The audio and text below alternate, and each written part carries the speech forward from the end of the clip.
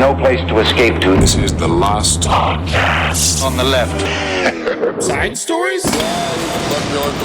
That's when the cannibalism started.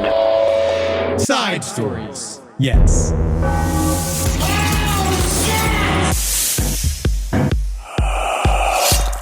All right, we are rolling, boys. Well, it's New Year's Eve, Henry. Wow! You believe that? I got my lingerie on. Yeah, I'm still wearing the same clothes that I wore 3 weeks ago. You believe that? Haven't changed once. I hate it. I've sat in this chair Yes. for 3 weeks.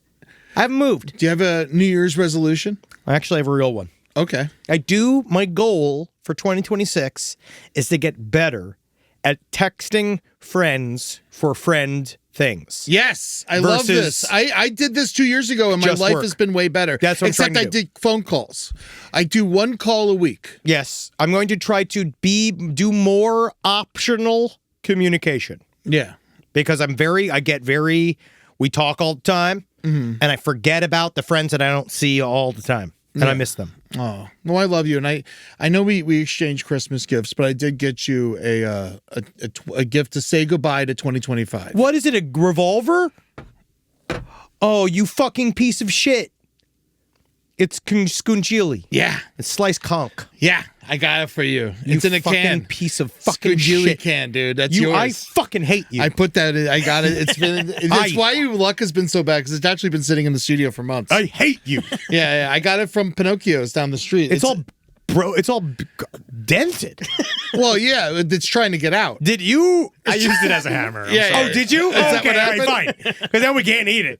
Yeah. Get Well, you botulism. use it as a hammer. Just now, like a few minutes ago. Oh, that's Really? fine. Great. Yeah. Actually, really, this speaks a lot You to know, the... Rob, you have multiple computers. You're allowed to buy a hammer.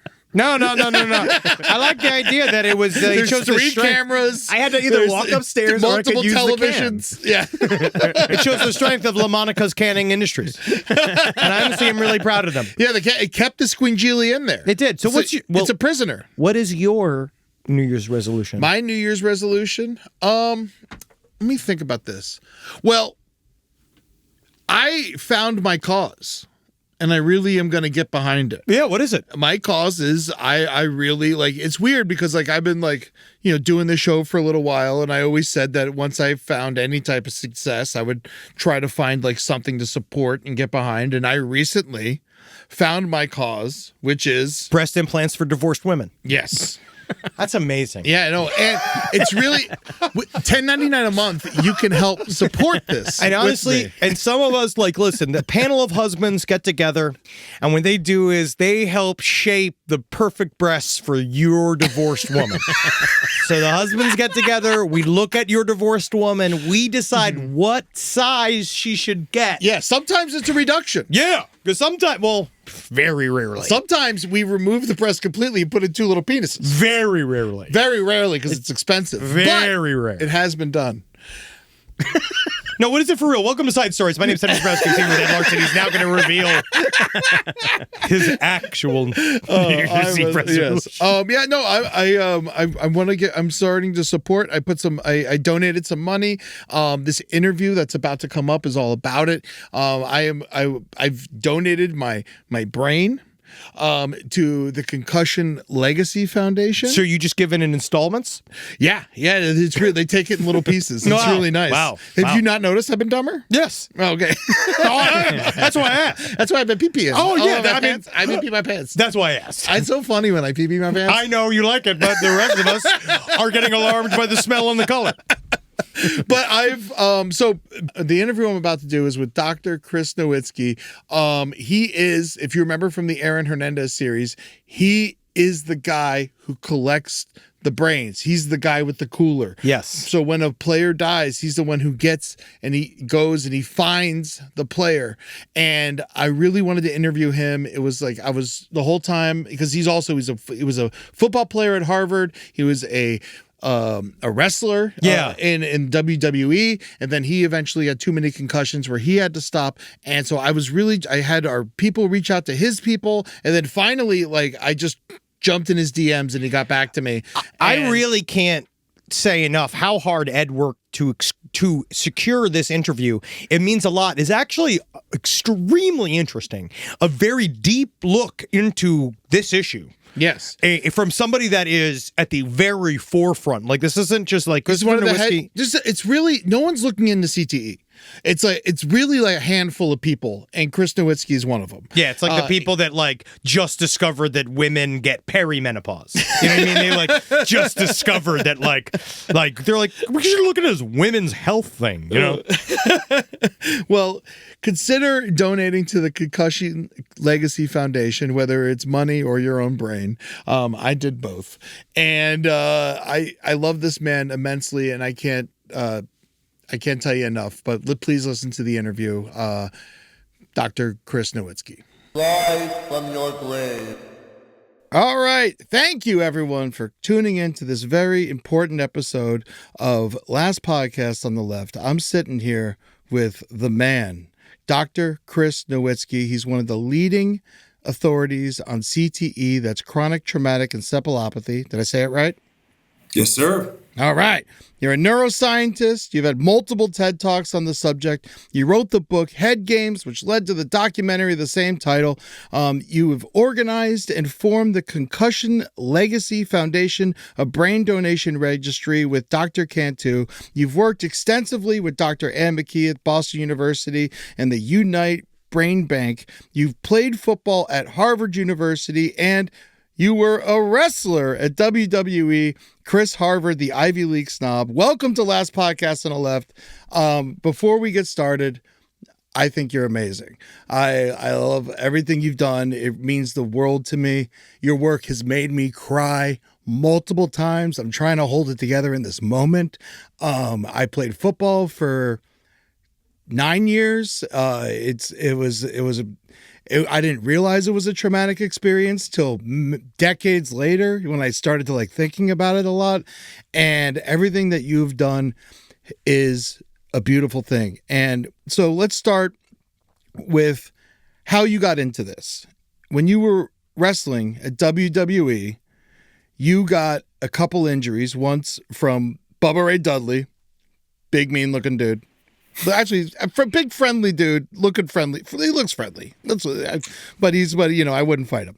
And then he kicked you in the head, and then that led to your retirement. And before that, I believe it was Edge fell on you off of the top rope, or jumped on you off the top rope during a Royal Rumble, and that was a major concussion as well. And now you have permanent post-concussion syndrome, correct? Well, yeah. I mean, I'm mostly better, but there's still some things I wish weren't there. Yeah. What? So, can you explain like what? How does it so permanent? Like what happens? How do you still feel this? How long ago was this? This was 2003, and so brain injury is a funny thing. For most of the time, you have a brain injury. You feel symptoms for a while and you get better, and you sort of never notice it. Although now we know they sort of add up over time and they can cause long-term problems. For me, though, with the post-concussion syndrome, you basically get a brain injury where you don't recover the same way. And that's partially because when you have a hit to the head, a million things can go wrong. Yeah. And so it could be actual physical structural brain damage to your brain. It could be damage to the nerves that go into your brain, the dura mater around your brain. And we don't have the tools to figure that out. And so some people are just left with permanent symptoms that they slowly might get better over time. They might need rehab. And I don't know why I developed permanent headaches or I developed a sleep disorder. But, another thing. And you still have those problems?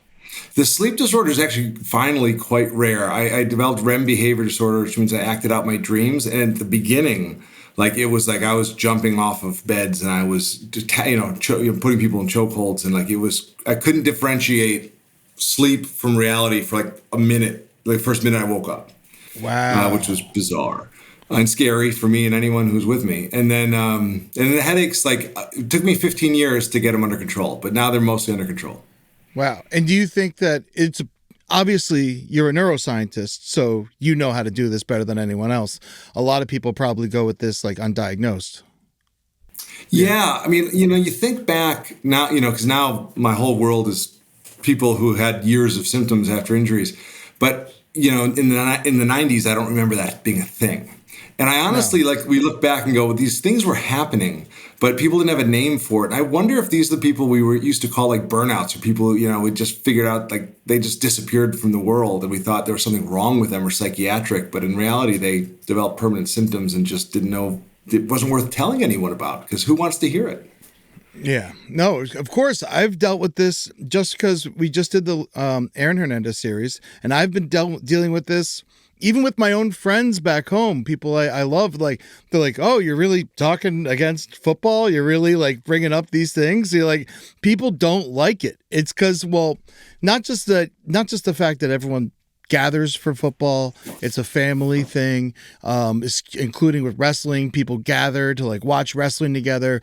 Wrestling's a great outlet for people who, I don't know, in my experience, don't have many friendships. It's soap opera, so it's a very powerful thing for people, and it's good. It's inherently good to forming bonds with everyone, but we don't realize that the toll that it takes on people, and also the amount of money that is based around these sports. If you go just straight, forget about ticket sales and beer sales and stuff like that, but sports bars, merchandise, there's Rally House is a whole, it's across the nation now as a sports store.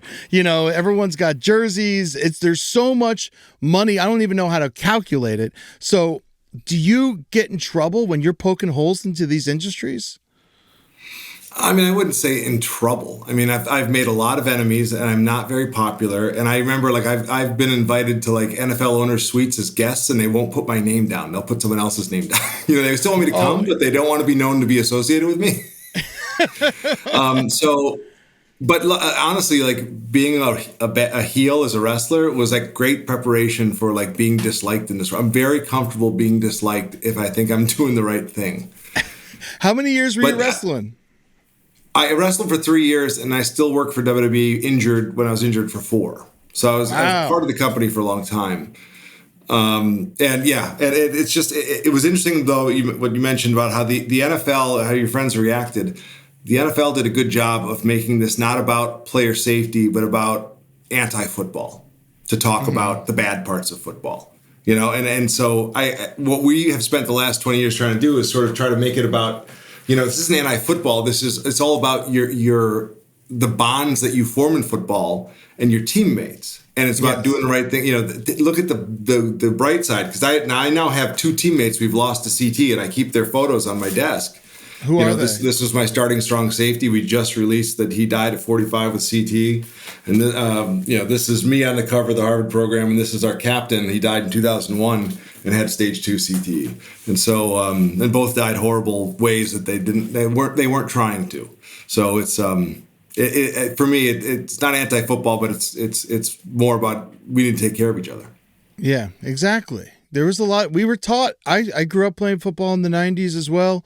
We were taught to lead with our heads, that's but it was put your face mask first, and then I was told knock them out, and it was you were almost rewarded for it, Yeah. And this is, and the thing is, it's maybe that's not like that at the higher level, but these lower levels, no one's monitoring us. No one was anyway in the 90s. We were beating the crap out of each other, doing bull in the ring and Oklahomas and all these crazy drills that are just basically punishing people. I remember if someone got in trouble or didn't show up for practice, they'd put them in the middle of the ring and they'd have us all beat the crap out of them, and so it's part of what stuff that happens. And I know this isn't anything that you subscribe to personally. This is just my own personal experience, but I want to get back into wrestling because when this happened, did you know in this incident, with Dudley, did you know that you were messed up in that moment? I knew that I had, for the first time, forgotten how the match was supposed to end. But I didn't know that really meant much. And so I remember just telling him, hey, guys, I can't remember what's next. Tell me what to do. And so they just kept telling, you can call matches in the ring. They was called the match. My head was throbbing like crazy. The athletic trainer thought something was wrong because I was acting funny. And I was like, leave me alone. I'm fine. Because I came from the football culture where you don't admit anything's wrong. No, because then you take you out of the game. Yeah, and it's bad for your reputation. And so I thought, I just assumed the headache would go away. And the next day when I woke up and it was still there, after I drove 3 hours to the next show, I was almost going to tell them. And then I walked into the training room and I like saw other guys there like with real injuries and like getting ready with fused necks and like, they're, knee braces for torn ACLs. And I'm like, I'm not going to tell them my head hurts. And so I wrestled for 5 more weeks, basically lying about how horrible I felt, thinking I was doing the right thing. Wow. How bad is a chair hit to the head? As bad as you can imagine, as bad as you think it is. Yeah. If you put your hand up like we did in the 80s, it's nothing because it never touches your head. But we forgot that, and then part of that was, I think, the ECW influence of, there became an audience for hardcore. And then most people think the internet, when the wrestlers could read, when the fans knew stuff was fake, and that they felt pressured to make it real. And also UFC was coming, MMA was coming around then. And so there was also that competition. So there's all these influences that drove us to, let's all just hit each other for real while I was there. It was like the most dangerous time in wrestling. I remember when I realized, even as a young man, that this was kind of messed up, was the halftime show between Rock and Mankind when he hit him in the head with the chair. 7 times. 7 times? So just with Mick Foley talking about this at our gala because he spoke for us. Really? Yeah. Does he think he has it? I mean, because he put himself out there just as much as anybody, if not more. Well, so the reason he was there and the story he told was in 2013, he was going to make a comeback match, but he was noticing nothing was sticking in his memory anymore. And so he went to the same doctor who retired me. And I said, go to see Dr. Cantu. He's always the best guy to figure this out. And he told this wonderful story on stage about how he did all his tests and he came back 2 weeks later and Dr. Cantu said, you seem like a bright guy.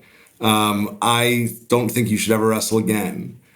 And you could probably find someone to clear you, but I will not clear you. And Mick said, my career ended not with a great match, but with a handshake from a guy who clearly cared about my long-term health.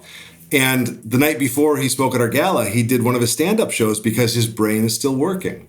Yeah, he's hitting the road hard. Yeah. No, so he said I love going to a club and seeing his face. Yeah. Yeah. So he saved the next 10, 20 years of his life because he convinced him to stop getting hit in the head so much. What percentage of wrestlers do you think develop CTE? We only have there's only 10 brains in the brain bank. There's a lot of guys who've pledged. Okay. And so I think, so also there, Natalia spoke because we diagnosed her dad, Jim the Anvil Neidhart, with CTE. Mm-hmm. And she's now talking about that in her book. He got it primarily from football. He played football from 10 to the NFL. So the reality is, I don't want to speculate because I can speculate on some of the sports where you have really good data. It's certainly a good, decent percentage of wrestlers have it. It's not all from wrestling because there's a lot of ex-football players who go into it, ex-other contact sports. But it's a problem. It started with Chris Benoit was the first sort of window into the fact that we knew oh gosh, getting, this wrestling can cause this, but if you do it wrong, essentially. So out of the 10 that you got, how many had it? That you said you've studied 10 wrestlers so far? Yeah, well, I mean, I can only really speak to the public ones because the other thing about wrestling is that it's an industry where a lot of people who've donated the brain, people stay in that culture, in that business, still sometimes make money. So I think it's been less than half. Okay. That we've studied have had it, but it's been a handful of folks. Now, you mentioned Chris Benoit. We, I don't know, back in the day before I was a part of last podcast and he left, they did an episode on Chris Benoit. So I imagine the listeners are going to want to hear about that. Did you ever wrestle with him? Did you know him personally? I didn't. Well, so we crossed over, and the first time I met him, the time I got to know him was he just got his neck fused back in 2002 or so. Mm-hmm. I was in Heartland Wrestling, just had been signed. And so he came in, and I remember there was a wrestler named Ray Steele who was tighter with him and sort of got him back into wrestling shape. And he invited me to be the other guy. So we took bumps, and I spent a few hours with him, just the three of us. And I remember at one point he started helping me, And so like my most vivid memory of that is that like I didn't know how to throw a forearm at that point. I've been in wrestling for a few months. And so he's like, well, he's like, anything I can help you with? And I'm like, well, my forearm sucks. He goes, show me. And he dipped his head and I, hit him and I whacked him because I couldn't control it yet. And he's like, oh, all right, that wasn't a good one, and it was like that. He was just a very generous guy with his body and his time to me. And so the other part of that was that when I was injured and I was working on the book, he was the only guy in the locker room who asked me about the book I was writing and all these questions about concussions. And that was the first time he gave me a cell phone number. Was this, it was months or a year before the murder-suicide, where he said, give me a call. I want to talk about concussions because I've had more than I can count. And then when I called him, he sounded like he was in the middle of an argument with somebody. And he's like, I'll call you back. And he never did. And I just had no idea, like what now I know he was going to be asking for help and he didn't. And I didn't call him back because I was intimidated by him. And I missed out on probably a chance to intervene on that. That's very intense. Yeah. But it's been running. Well, it drives why I still do this. I mean, I literally was doing that today with somebody, an ex-boxer who's a friend of a friend and wandered out into the snow without his shoes in up north and nearly died last night. And we're trying to get him care. That's heartbreaking. Thank you so much for talking to us. I know you're extremely busy and you were just on the phone with this guy. And so you definitely could have just said, Ed, we'll do this another time. No, don't worry about it. Yeah. But we got it done. That's amazing. Thank you very much. Now, Chris Benoit, he was known, of course, for his move, the crossface crippler, but also the flying headbutt. And the flying headbutt, from my brief research on it, that move, people who do that move are linked to trauma, and they've all had to retire early, correct? Or I haven't done that research. Who else has done it? Man, I should have wrote it all down, but there was a short list of the flying headbutt and everyone who did it, and they're like, yeah, we quit. We had to quit. I had horrible concussions. Well, yeah. I mean, the reality is, we forget, you can't cheat physics. And so if you're going to come off I've come off the top rope, it's horrible. It hurts. Yeah. And if you actually are going to go down with your arms can't brace or control the energy because you'd want to go slap the mat and you can't. All that energy is going to your head. And then the question is, did you really miss him? Because if you make contact with your head, you're sending a huge impulse of energy in your brain. Especially when it's the leading force. It was Harley Race, the Dynamite Kid, and Bam Bam Bigelow. Dynamite Kid died young. Harley Race, I think, had dementia when he died. So I mean, I'm certain, certainly that contributed to the whole thing. I mean, I will say that the only note I'll give to teach about the science is that we think CT is mostly caused by rotational acceleration. In the sense that when we see the lesions in the brain at the bottoms, your surface of your brain, your cortex has hills and valleys because basically you've evolved to fold as much cortex as you can. We see the CT at the bottom of the cortex, and it's because when you twist the brain rapidly, your axon creates centripetal force. Axons pull apart. You get tiny tears around blood vessels. When it's just a linear acceleration, your brain compresses a little bit, but it doesn't really stretch, and you don't get that tear. But you can't get a concussion. You do get a brain injury. It's not good for you, but it's a different mechanism. So I don't think the headbutt necessarily would have caused the CT unless they were twisting at the end. Interesting. Michael Benoit, Chris Benoit's father, thought that it was a sudden change in his personality. Did you notice that? Because you said he was a nice guy and he was a lot of fun to be around. I didn't have enough interactions to see the change. But I will tell you, I just saw an interview with Nick Dinsmore talking about how he saw the change. Basically, once we diagnosed him, all the wrestlers started to tell me, in the last year, I found him crying in the hallway on the road. He stopped calling matches because I don't think he could remember them. He definitely changed. Yeah. And now, so whenever a wrestler dies, do you just reach out to the family immediately? Or do you... So for brain donation, you have 48 hours. 48 hours. Basically, to get a hold of them in 72 hours to get the brain taken care of, put in a formalin solution to be studied. So I don't make as many calls anymore because the reality is we've made brain donations so normal. We get more offers of brains than we can afford to study at the brain bank. We're studying about 150 brains a year, and that's all we have the staff and the money to do. And it's one of the most busy brain banks in the world because each one is so expensive and so time consuming. So I call cases that are in the public interest. I certainly call when it's people I know or people I'm one person away from, like I do. But I also don't speak about the cases that turn us down. So I'm never that specific because I don't want anyone to feel pressured that they have to do it. Oh, I see. But I make a lot of calls. I had a specific question about Hulk Hogan, but you can't answer. But I would think that he changed a lot. I think in my lifetime, he was a different dude by the end of his life, and so I think that would have been an interesting one to study if they were willing. But obviously, that's too late at this point. It's been way more than 72 hours. Yeah, I got to kayfabe all that stuff. Yeah, no, I understand. The best use of kayfabe there. So we said a chair hit to the head's really hard, but you also mentioned a soccer ball can be very bad to the head. Yeah. And so you've seen a lot of CTE in soccer players as well. Yeah, we've seen some in the U.S. where they're seeing a ton of it is in England and Scotland. Really interesting. So that basically there's not that many old soccer players in the U.S. because it wasn't cool it wasn't normal mainstream. But there's been a few hundred brains donated in the UK, and they have a ton of guys with CTE. Now, going back to Chris Benoit for 2 seconds, do you think steroids mixed with CTE is an issue? Yeah, there's no research on it.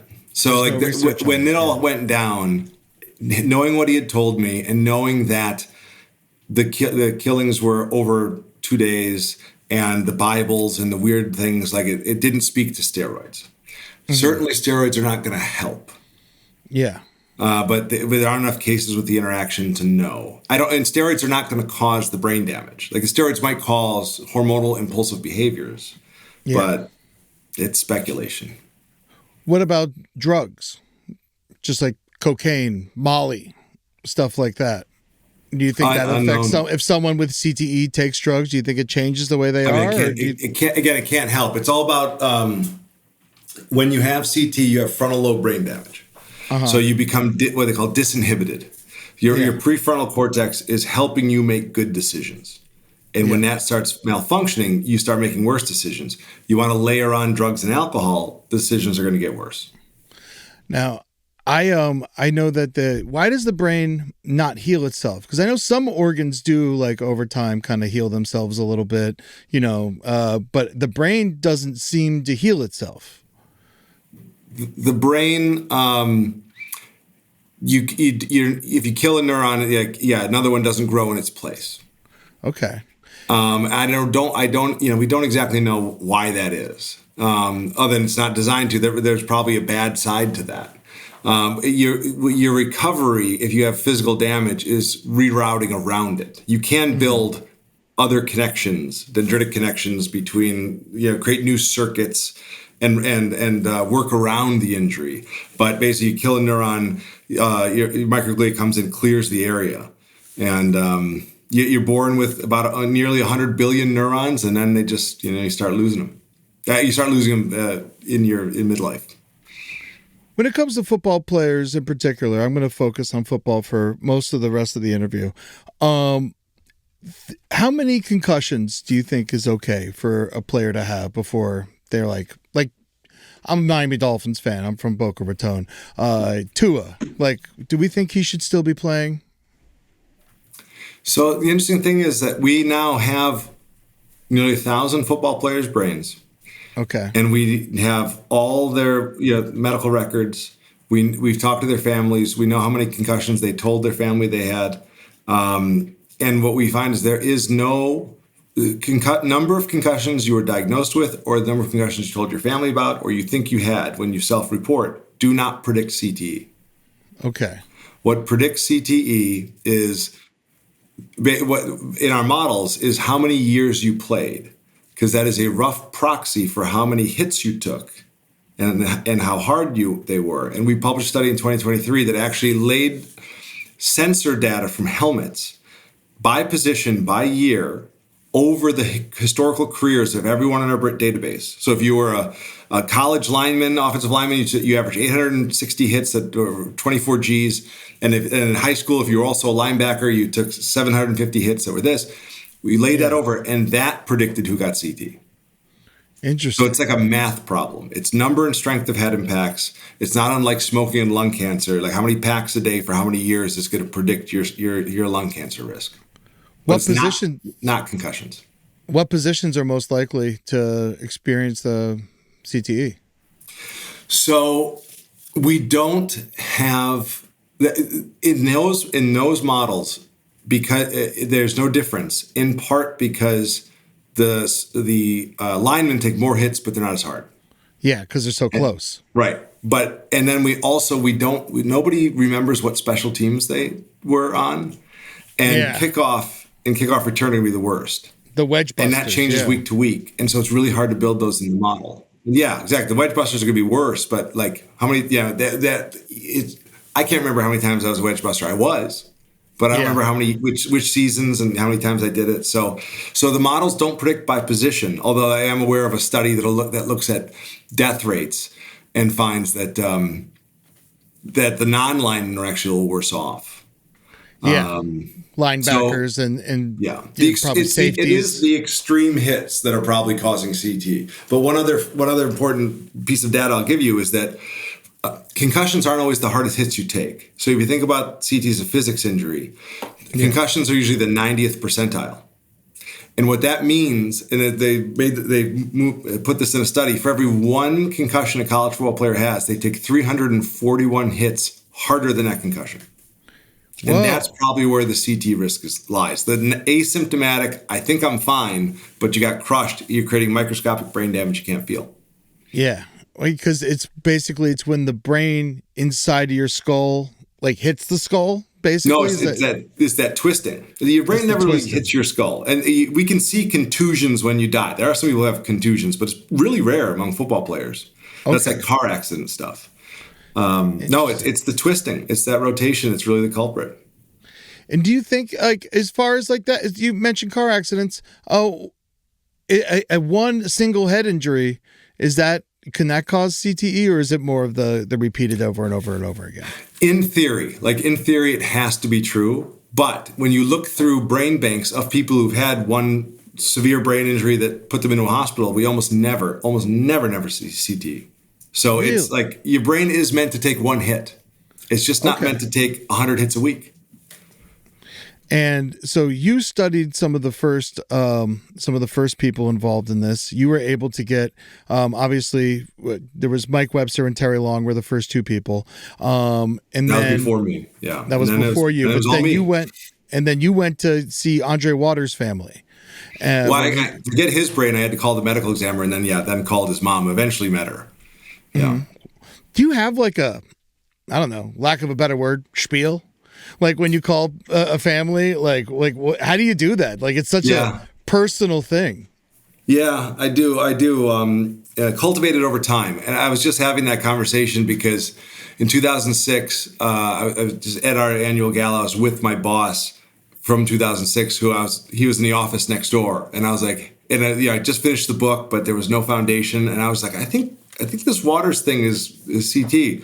And the medical examiner just gave me Andre Waters' mother's phone number, and I've got to call her and ask for the brain. And so we wrote out a script together of how do you explain to somebody fast enough the relevant information before they hang up on you or think you're an absolutely insane person? Because I'm not a doctor. This has never been done before. Yeah, and it's within 2 days of them passing away. Well, this one was even worse because I went back and forth with the medical examiner for weeks. He was kind enough to entertain the idea that Andre could have had CT, and I sent him literature. Andre, they had buried Andre. Yeah. But in Florida law, when somebody dies of unknown suspicious circumstances, we think it's suicide, but maybe it's something else, they keep brain tissue. Mm-hmm. So they had kept parts of his brain. And so I had to also tell her, by the way, his full brain was not buried with him. And we can study it. It's just sitting at the medical examiner's office, Wow. which is a strange thing to tell a mother who lost her son, but they had to do it. Did you work on Shane Tamura? No, No. Is that was someone else who studied him? How many organizations are studying brains and that was an organization. So that was the New York City Medical Examiner's Office, Okay. which is the busiest medical examiner's office in the country. Yes. And they brought in CT experts from Manhattan. I know who did, but and they were part of the team that developed CT criteria, so they know it. Okay. And of course, Shane Tamura, for those of you who don't know, was the person who recently tried to shoot up the NFL, made a mistake, shot some other people, and then claimed he did it because he had CTE from playing high school football. And then he did, in fact, have it, even though people were very skeptical, including myself, because you don't think that someone who just played high school football this could happen to them. Do you think that, it is very personal, do you think that you might have it? From how much the odds are I have it. I mean, Really? the two guys who've had it from my team were not the guys we thought would have it. Like I was a guy who led with my head. Like one of those guys was not. And I also had the post-concussion, brain damage. So the only thing I have going for me is I waited till 14 to start. But so I played 8 seasons of football, 3 years of wrestling, headed a lot of soccer balls. But on that high school front, which is, again, it's going to be tough to communicate, but the high school rate is actually much higher than people want to imagine. Yeah. Like Shane, I think, is a canary in a coal mine. But we've studied nearly 100 high school players, and 30% have had it in our brain bank. We just don't know how biased our sample is. But we also just had our first brain donor die who was part of the bank CTE study, which means he gave blood while he was alive and then he died. So we can try to diagnose CTE through the blood, and we're still enrolling for bank CTE if you want to Google it. Chip Collins, he was his high school captain, played 8 seasons of football, never played after high school, got dementia in his mid-50s. His family went on an odyssey of misdiagnoses for a decade, finally ran into one of my board members at an event and started the conversation, and he only had CT. That's all he had from high school football. You think now I know I'm going back into it, but now I'm just like thinking about myself. Well, that's part of the problem. Like we can't go back and take the hits back, and so communicating the fact that there might be, more than 1 million former high school players that have this. If that's true, we're trying to sort of figure out how to get those numbers. It's going to be hard. It's really hard to think about. Personally, I worry about it because, I'm a nice guy. I got a good head on my shoulders. I'm very, I'm friendly, but I randomly flip out sometimes, and then I think about, I started playing football at 8 years old. And then I played all the way through 16. And I know that's not as long as a lot of other people, but frankly, it worries me because I was such a big guy that I was the biggest baby born in Florida. Not bragging, just telling you who I am. Oh, wow. And so they threw me in pads immediately. Mm-hmm. And so that was my father, he just saw dollar signs when I was born, And he played football for University of Missouri, and nothing kicks me harder than not getting his brain studied because he had to quit in the 60s from too many concussions. He had a literal dent in the front of his head, and so I was. Did you notice any behavioral problems? The whole family hated him. So it wasn't, he basically excommunicated me from my entire family, and then everyone that loved him growing up ended up hating him by the time he died. And so I really do believe he didn't have any good relationships except for the people that, he married his wife later in life, and he was very peaceful at the end of his life. So that, I will say that. But the rest of it, did. Who knows? But I worry about myself, is what I'm saying. Because do you think that it could be certain people are more prone to it? Like you can inherit it in a weird way? Like some people who smoke die sooner than other people? Yeah, well, you inherit it culturally, right? In the sense that, if dad played and is still healthy when it's up to you, you get it. So we have a ton of father sons in the brain bank. It's kind of sad. Wow. But then no, it's not what we have shown is that there's no like huge genetic predisposition. So like we've looked at 500 NFL players' brains and 90% have had it, right? So there's no amazing magic genetic protection because it's basically almost everybody. If you get to 20,000 hits in your life, right? But we have shown very clearly that there are a number of genes that are going to modify how bad it hits you. Yeah.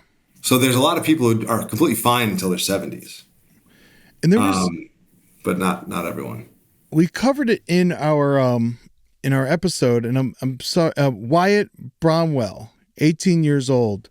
Yeah. He ended up taking his own life in 2019, and then he had CTE when did you work on that case? That was our case. He was the youngest person out of stage 2. So he was 18. We thought, we've published that there's an average of 13 years between stages. So you see stage 1 as late as someone's 40s. And then, earliest stage, like Aaron Hernandez was earliest stage 3 and is 27. Wyatt's our earliest stage 2 at 18. So he probably got it at like 10. Yeah. And it had been already progressing in his brain. He had massive mental health problems in high school. He knew he had it. He'd asked to donate his brain. I actually met his parents for the first time last month at our dinner. They're the sweetest people. Dad was his coach. We all thought we were doing the right thing. So it's a very sad case. It is an extremely sad case. And it's honestly what worries me immensely about what's happening in society today. Right now, you're working on something, and I do want to get to Aaron Hernandez. Trust me, that's what everyone really wants me to. But I want to talk about what you're doing right now, because I watched your TED Talks. Very good. Stop hitting children. So this is. Can you just explain this? We have a lot of listeners. We're a true crime podcast. A lot of our listeners are women in their 40s. So make your plea to them to make sure that their children are doing sports the correct way. Oh, I appreciate that. So yeah, the campaign is called "Stop Hitting Kids in the Head." So we're trying to very clearly make the case that it is completely abnormal to hit children in the head hundreds of times a year, but some sports are still doing it. And try to just make it sort of very clear, like, you don't hit your own kid in the head because you worry about the consequences. Therefore, don't let other kids hit your kid in the head. Just because it's culturally acceptable to do that in youth football does not mean it's right. The human brain, when it's developing, especially young, is going through enormous physical changes every day. And these hits are going to disrupt that development. And they're going to turn your kid into somebody different than they were supposed to be without the head impacts. And it does not ever go in a good direction. Brain trauma is never good for you. And so now that we know that there's a straight line with CTE, now that we know that concussions increase your risk of mental health disorders, schizophrenia, bipolar disorder, like don't let people hit kids in the head. And so our plea to sports is to say, just raise the age at which we start saying open season on your brain. So that's why we got heading banned till 11 in the U.S., which is still not young enough. We say at least 14 and go as long as you can without hitting your kid in the head. So you can't put on a helmet and play till you're 11 now? You can't head a soccer ball. Oh, had a soccer ball. It's illegal in the game. Sorry, yeah. But the problem is tackle football is the one sport where there's no national governing body, and it's a bunch of small capitalist organizations who just trying to compete with each other for kids. So there's no age minimums. The only reason the age minimum is 5 is because that's how old you have to be to remember where to line up. And so it's insane that we take a 40-pound kid, put a 4-pound helmet on their head, and ask them to run into people. That's like an NFL player wearing a 30-pound helmet. Like, just imagine how stupid that would be, and the physics to your brain. And also, like, your axons, your long 1/20th the width of a human hair axons aren't protected from trauma when you're young. You're building a type of cell around it that will protect it like coating on a wire.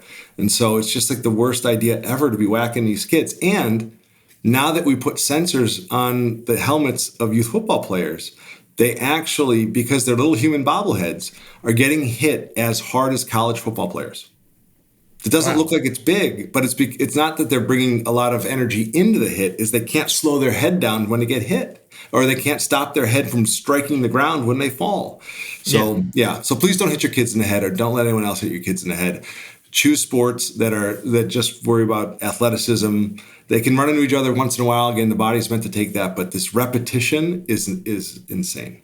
What sports are good? Basketball, baseball? 40 sports are good. There's like 4 sports that are bad, right? Like the tackling sports are terrible. Rugby and football when you're young. The ones where you hit a projectile with your head, like soccer. Yeah. Ice hockey with checking is insane at a young age. And now it's banned till 13. And then boxing and MMA with head strikes, like terrible ideas. But after that, it's like everything else is pretty good. Lacrosse has been pretty aggressive in trying to reform and be safer. So I don't have any problems with it. Every head contact is supposed to be a penalty before 14.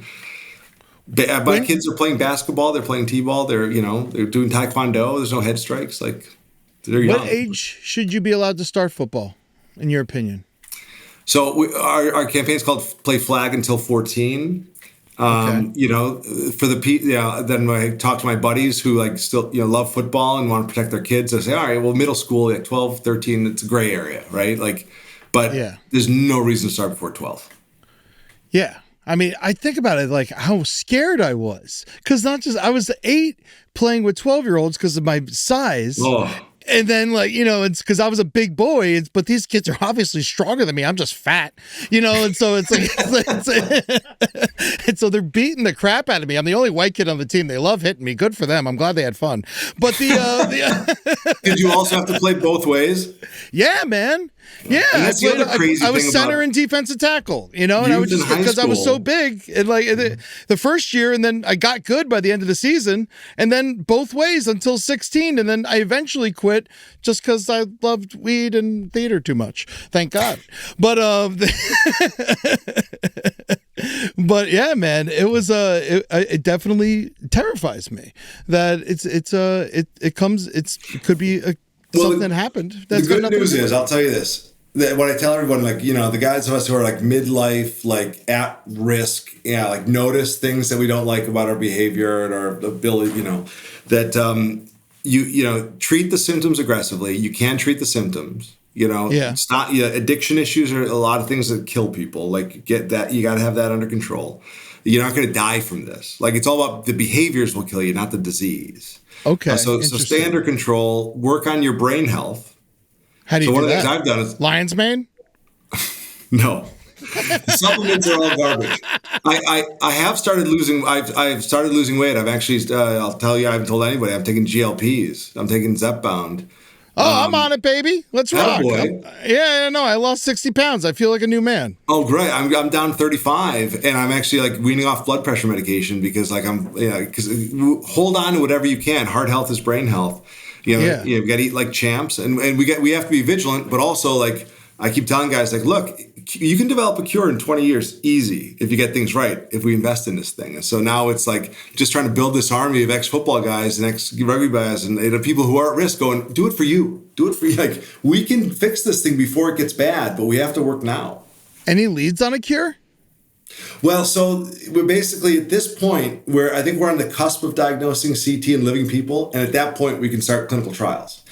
What we've learned in the last 5 years is that we've been trying to draft off Alzheimer's disease research because they're both the same protein is going wrong in the brain.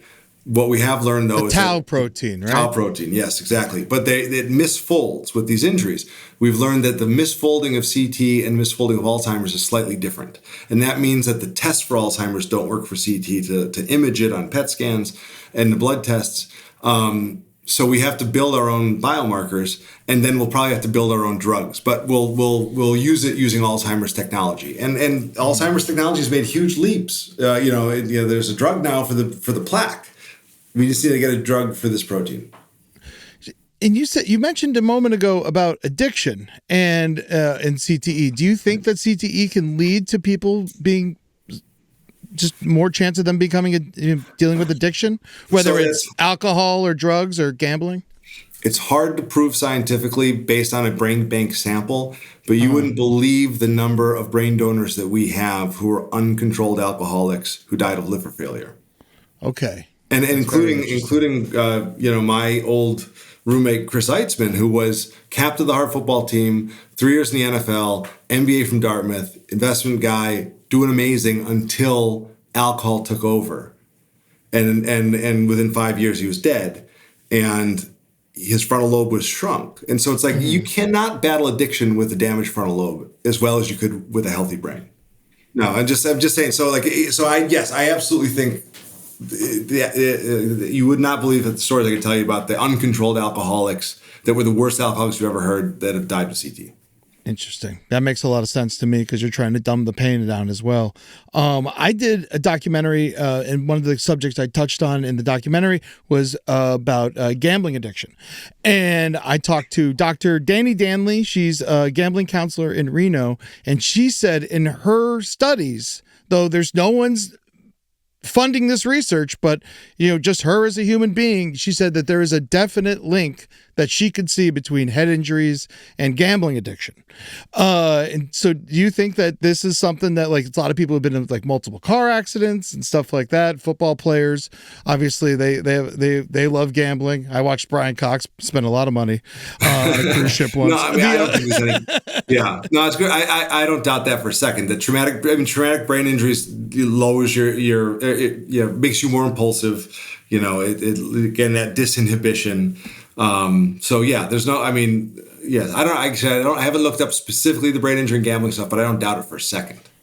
Awesome. And, Aaron Hernandez. Yeah. So you listened to the series. Thank you very much. I appreciate you listening. It was wonderfully entertaining. What I get wrong? Nothing wrong. I was like, this is really incredibly well researched. I was very impressed.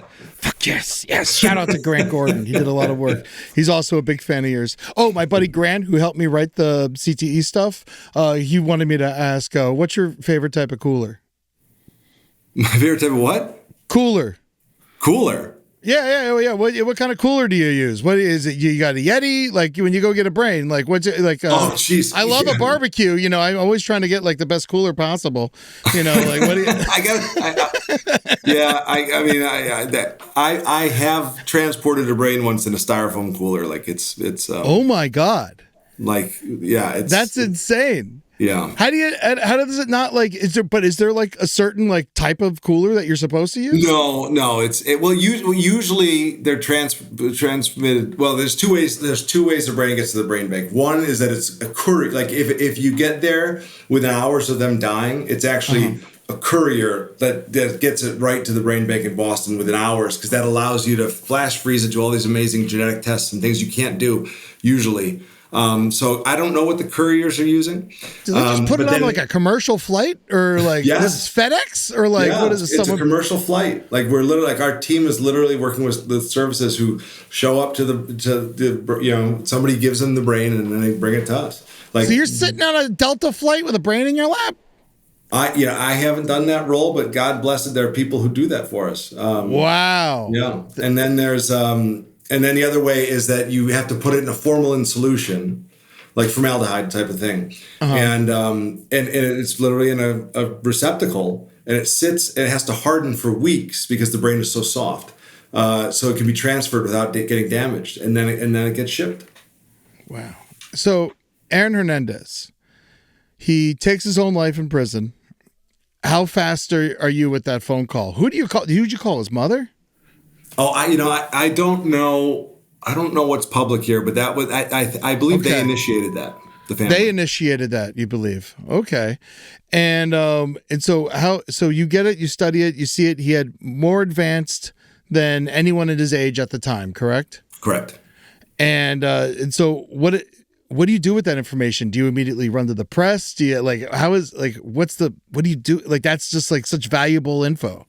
That this man who just killed multiple people, over time, he suffers from this disease that is a reflection of football. Like that is very valuable information. Like, what do you do once you find out? Do you guys, is it like, because I hear it last podcast, like crazy news happens, you start to get like a morbid like way of looking at it, like we're like, oh my God, there was, high five, like you're not happy it happened, but you're like, oh, we got something to talk about, and so like, what is this like the crazy? Is that your biggest case? Like, I don't even know what I'm asking here. That case got more attention than any other case, and so yes, I mean, I'll tell you what happened when we got the call. We're like, oh gosh, like. we're going to find like a couple little spots of disease and it's not going to explain anything. And we thought it was just going to be like not help advance our understanding. But then when Dr. Ann McKee, who studied it, said, no, this is stage 3. It's like, oh, now I can understand how somebody who might have had some behavioral issues, might have gotten in a little bit of trouble, turned into somebody who just signed a $40 million contract, but yet chooses to murder people over small things, right? Like that makes no sense. Like stage 3 to me helped make sense of this bizarre behavior that he exhibited. And then the question was, well, this is a public health issue. And I'm coming from the perspective of, I've already seen this with Chris Benoit. We have other murder-suicides in the brain bank. People need to know what's happening here because this is entirely preventable, entirely optional, and we're giving this brain disease to kids like Wyatt Bramwell. So we actually had an annual CT conference coming up, and I suggested to Dr. McKee that she present this as a case study. We actually had a few dozen of our brain donor family members in the audience for this event because we had a dinner afterwards. So she presented at this conference to all these families with a room full of press, and luckily everyone heard about it. Wow, that is mind blowing. How is the NFL? Because at one point it was 110 out of 111 NFL players you examined had CTE, and I don't know what the numbers are at now because the last one time has happened. 345 out of 376. 345 out of 376. So that's 90-something%. And so, how many players do you think have it that play professional football? Percentage wise. Yeah, well, we've proven it's at least 10% of all NFL players who've ever played. Okay. And I think we're about to update that number. Wow. How has the NFL covered up CTE? League of denial is probably the best way to get a window into that. So at the beginning, they were trying to sort of cover up the concussion issue. By when Aikman and Steve Young had to retire, they started a concussion committee. And then that committee designed research that I figured out when I wrote my book could only find negative results. Basically, they were tracking people over their careers, but if they retired from a concussion in the study, they would drop out of the study because they couldn't get in touch with them for follow-up studies. So they would just say, oh, that didn't matter. So you could only study the healthy people. Yeah. And so they concluded from these studies of only healthy people, there were no long-term effects. And then when the CT stuff started to happen, they first tried to get the Benoit Malu papers, pulled out of the journal. They wrote these scathing letters saying this is ridiculous. It's misdiagnosed. It's all this stuff. And then, they did a hit job on him. Pardon? It seemed like they did a hit job on him. They tried to discredit all of his research. Well, it seemed like to me. Yeah, they did. As an outsider. He also was not a classic researcher. Okay. So there were things to pick apart. Gotcha. And that's in part why I started the Unite Brain Bank at Boston University with the foundation and Dr. McKee's, because this needed to be real academics who just did research all day. He was a pathologist and a medical examiner and did a great thing by finding these cases, but he's never been full-time research. So, but yeah, they attacked him, and then they kept rolling out prestigious doctors who would say that we're completely wrong and we're stupid and, and we're liars, and they said some crazy things over the years to try to discredit us every chance they got. And obviously, I think Paul Tagliabue was way worse at it than Roger Goodell. But has there been any improvements made in the last couple of years? Do you feel like they're actually taking it seriously?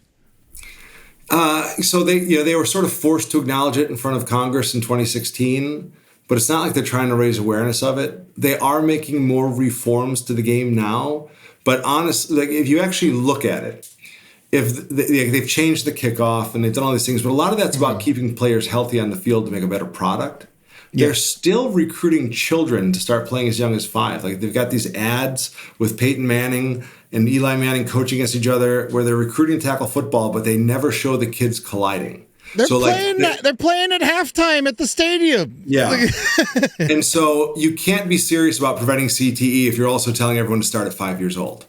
Yes. Right? If they use their influence to say there should be an age minimum, and therefore if we put the age minimum in and we teach everybody to not tackle in practice at the college and high school level like we're doing, then you would actually have future NFL players without CTE. But changing the rules for the last 2 or 3 years of their career is not going to stop the CT train. Yeah. Can helmets be any safer than they are, or it just doesn't even matter what you do with it? A little Right? bit. I mean, because the problem is, again, rotational acceleration. A helmet's not going to do that much for rotational acceleration. Yeah. It's really good for linear. They're decent for linear. So no, the helmet. I mean, the helmet stuff and the guardian cap is all a distraction. And the USA Today just exposed that the NFL has not been fully transparent about how effective guardian caps are. And guardian cap, is that the headband? That's the padding you put over it that they mandated for the preseason. Yes. They were saying that the guardian cap was responsible for 50% reduction in concussions. Then they studied it. Then the reviewers told them to isolate only the hits to the helmet, not just the face mask, because the face mask has a pad on it. It turned out that reduction was no longer statistically significant when you just focused on when they hit the guardian cap itself. And they never changed their talking points. And USA Today called them out for going, listen, your own research debunked your talking point. Why are you still saying the talking point? Can you watch football? I watch it for research. I like to monitor like how they talk about the big hits and all that stuff. Yeah. I don't watch it for fun. I don't carve out my afternoons anymore. I don't encourage my kids to watch. I mean, I still can watch it for fun because football has become completely sanitized, from what we played. Like you no longer they shine up and paint everyone's helmets every week now. So you no longer see the gashes we used to see. Yeah, There's no longer I blood on loved. people. Yeah. Yeah, I know. I love the gash. The chip face masks, all that stuff. So everybody looks fine. And it looks like a safe game until you see that big hit. Until you see in the Patriots game Monday night, a guy's helmet chip off. Yeah. And you realize, oh my God, if you hit someone hard enough to chip the surface of their helmet, you have destroyed their brain. Yeah. Yeah, there's no question about it. No, Not it's not. I mean, I still love the players. I still support the players and all that stuff, but it's just. Hey, it's like you don't support war, but you love the soldiers. It's the same thing. Yeah. It's that's how I look at it. It's weird because I think about I just been so ever since going through this series and studying what you've studied and stuff like that, I think about everything so much. And even down to celebrating, we would always smash our heads against each other, in a friendly way. It was that was committing it. You get those aren't counted. Those are hard. Practice is insane. You know. Most of what I believe my concussions happened in practice, and so exactly. Why would the hell are we hitting in practice at all? Can't you teach us how to play football without smashing our brains? Exactly. Using your head to headbutt people is interesting, in part just because I just did my annual trainings for WWE wrestling and AEW wrestling. And one of the videos I show is Goldberg doing an interview about how this match he had with The Undertaker in Saudi Arabia. He liked to headbutt the locker before he went out to his match. And he did it this time in Saudi Arabia, and he hadn't done it in a while, and he concussed himself. And then he went out and did the match, gave himself another concussion, and nearly killed the Undertaker by dropping him on his head. People. Yeah. Yeah, the Undertaker's because this old move. football habit he had. Yeah. It's so what would you do if your son was like, I want to play football? I don't think at this point, I'm just surrounded by football players dying and suffering every day. So I would tell him no. There's other ways to have sports and build teams. And you mentioned theater. When people say I learned all my best lessons in football, I actually think I learned a ton of my lessons in theater too. I learned a lot in football, but there's it's where the chicks are too, by the way. So I'm thinking things going through my head. I'm not going to say Yeah, I mean, it's just one of those things that we need to learn how to teach kids all these valuable lessons without giving them brain damage. That's my position. That is very sweet, man. I love it. And so your organization, Concussion Legacy Foundation, you are looking for brains. You're at all times. So you have a backlog of brains that you guys have to get. We have a 15,000 person brain donation registry of people who signed up and told their families, and so they're coming in now on a regular basis, and then everyone else calls when their dad's in hospice or something. When will this air? This is going to air around Christmas. Okay, so by then we will have rebranded ourselves. Oh, okay. So please tell me about it. on we are becoming because of the advancements that we think are coming next year with CTE. We are becoming the Concussion and CTE Foundation. We're going to give it equal billing to CTE, equal billing to concussion, and we'll be at concussionandcte.org. Concussionandcte.org, and that's, you guys obviously take donations, not just brains but money. Yes. And yeah. Of our 1,700, our families are predicting CTE accurately about 60% of the time. Wow. That's wild. Our NFL families are predicting it 90% of the time, but everyone else it's 60. And to put that in perspective, less than 1% of the population has this. So do you ever say no if someone's like, I want to donate a brain, or I do anything like that? You're like, we actually have to turn away more now than we can take because of that limit of doing 150 a year. There's certain criteria you have to meet of exposure. Like we're no longer like interested in like the low exposure cases. Like we need the CT tissue because we're sending it to researchers around the world trying to figure this thing out. Oh, okay. So at risk of making myself look stupid, you want my brain? Do you need it? You would qualify, unfortunately. I would qualify. Dude, I'm signing up. You could totally have my fucking brain. I don't need it. I don't understand why people are so... It's trash. When I'm done with it, it's just going in the garbage. You're not going to feel it when we go in there and get it. Yeah, no. I was could help a lot of people. You really could, right? And a lot of people can. A lot of people start playing football at such a young age. I'm definitely going to sign up. I'm putting you on at the end of the year, I do lots of donations. You guys are definitely going to be on the list. Make sure that you're donating to them. And before we go, there's one thing. If last podcast on the left, I feel like it would be rude of me to not bring this up. In our studies of doing this, studying evil people, alive and dead, it is so often that serial killers and mass shooters have head trauma, have experienced some sort of head injury, were abused by their parents, and stuff like that. Have you ever thought about trying to get serial killers' brains and studying them for CTE? Yes. In fact, a lot of the mass shooters we've reached out to, including like we got Robert Card's brain, who killed 17 in Lewiston, Maine, who was a grenade instructor in National Guard. Yeah. And he had a lot of brain damage, not CT, but a lot of different types of brain damage. So yes, no, we do. And in fact, you can be my eyes and ears on this. Let's we can work together and grab some. Gary Ridgway is about to die. He's the Green River Killer. He killed 50 people on record, up to 80. He's about to pass away. They're saying he's like days from death. So that's one to keep on the books. But yeah, Richard Ramirez, David Berkowitz, John Wayne Gacy, Martin Bryant, Fred West, Kraft, Rowling, Picton, the Hillside Strangler, Starkweather. These guys, it's like I went and asked my buddy who works on the show with me. That's like off the top of his head.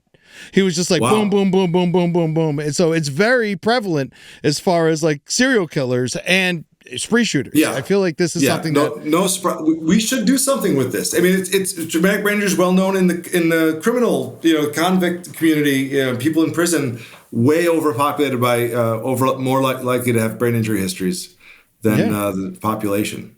All right. I'm giving you my brain. We're getting Gary Ridgway's brain. I'm telling you, we're starting a new thing here, Chris. Dr. Nowinski, sorry. I kind of like you a lot. Sorry, I called you Chris. But Dr. Nowinski, thank you so much. Guys, go check out his book, Head Games. There's a documentary about the subject. Check that out. It was directed by the same fellow who directed Hoop Dreams, right? Yeah, Steve James, legend, is awesome. Yeah, legend. So it's I haven't seen it myself. I can't wait to watch it. I just bought your book. So next time I talk to you, because I'm gonna find you. And then I'm glad you can still find it. That's great.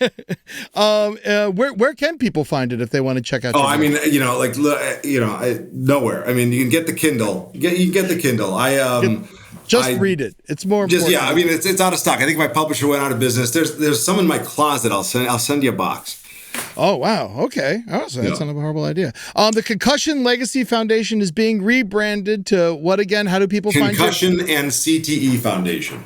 Yes, and then you could just go ahead and follow Christopher Nowinski on Instagram. It stays very up to date. I love following your Instagram. All the work you've done with the Brain Donation Registry with Dr. Cantu and Dr. Ann McKee over at the Boston University has been incredible. I honestly, you're a hero to me, and it is an honor to talk to you for an hour and get to know you, and keep doing your work, man. And anything you need from me or Last Podcast on the Left, you hit me up. I got your back forever. I'm so honored. We got you, man. Well, Thank fundraisers, I'll show up and donate. We'll do a comedy show and raise some money for you. Anything you need, man. I'm all about it. I'm in for all of it, and hit me up next time you're back home, Boca. Thrilled. Honored to meet you. Appreciate you so much. Back at you, buddy. Keep up the good work. Rise from your grave. That's my man. I love that dude. That's very interesting, man. Yeah. So please, if you enjoyed this episode, I'm going to share it with my nephew who plays high school football. They have him going both ways because he's really good, because he was related to me. So obviously he's going to be a good football player. But they have him going both ways. I'm going to try and talk him out of it. I'm going to make him listen to this episode as a way to be like, hey man, at least just play one side of football. Share it with your families. You know anyone who has a young boy who's thinking about getting into football, send them this episode. Stop hitting kids. That is the whole thing with Chris Nowinski. Thank you so much. Go donate to the Concussion Legacy Foundation. Be a part of it. This is something that is near and dear to my heart. I love you, Mr. Nowinski, Dr. Nowinski, and everyone else who cares about this. Also, just lightly strangle kids. Yes. See? Is that easy? Homer Simpson. Yeah. This Sunday I'm going to be in Oxnard. Come and see me. If you got nothing to do, it's going to be amazing. That is going to be Sunday, January 4th, Oxnard, California, Levity Live. It's going to be me, Carolina Hidalgo, Holden McNeely, Jake Young, and Julia Johns. It's going to be a fucking blast. Come hang out with me. Start your new year off right. Yeah, baby. Happy New Year. All right. See you next year. Yes. See you next year, you idiots. Unless you're listening to this tomorrow. See you in 2026, you fucking morons. Unless it's already 2026 and you missed it because who really Fuck listens to you. a podcast on New Year's Eve? You're late. I asked You're to dumb. release it on a different day. They're like, no, we are contractually, we have to do it on the wrong day. So there you go. Rock and roll. Hell yeah.